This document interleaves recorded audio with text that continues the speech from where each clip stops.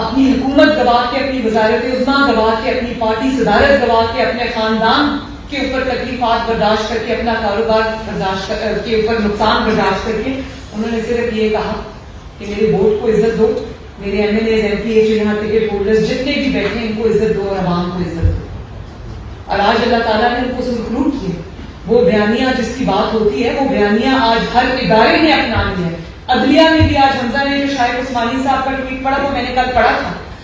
عدلیہ میں یہ تو اب ریٹائر ہو گئے ہیں نا، لیکن سٹنگ ججز جو ابھی ان کی میٹنگ ہوئی ہے سپریم جوڈیشل کاؤنسل کی، ایک انٹرنل ججز کی میٹنگ ہوتی ہے، اس میں تمام سٹنگ ججز نے یہ بات کی ہے، شاید میجورٹی نے یہ بات کی ہے کہ یہ تاثر اب جج پکڑا ہے اس کو ختم کرنا ہوگا کہ عدلیہ جو ہے اس کو پیچھے سے کوئی اور چلاتا ہے.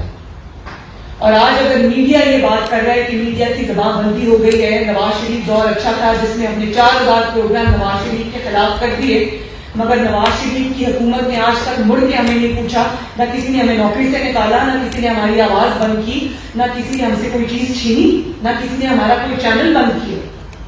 آج اگر کسی بھی دھاندلی پہ بات کر رہا ہے تو یہ زبان ان کو کس نے دی؟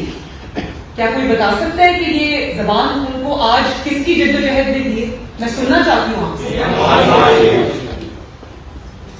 اور میں ایک بات آپ کو اور بتا دوں کہ 74 سال کی تاریخ میں اگر پاکستان کے مسائل کی نشاندہی سب کرتے ہیں کہ مہنگائی ہے، لاقانونیت ہے، بار بار مارشل لاز لگتے ہیں، یہاں پر کوئی قانون آئین نام کی چیز نہیں ہے، تو 74 سال سے یہ بات کیوں ہوتی ہے؟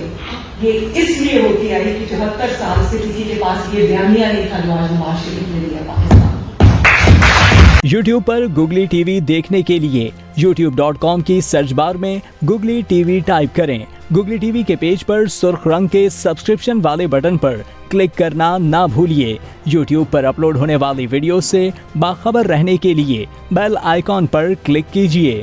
آپ کو ہر نئی آنے والی ویڈیو کے بارے میں نوٹیفیکیشن موصول ہو جائے گا.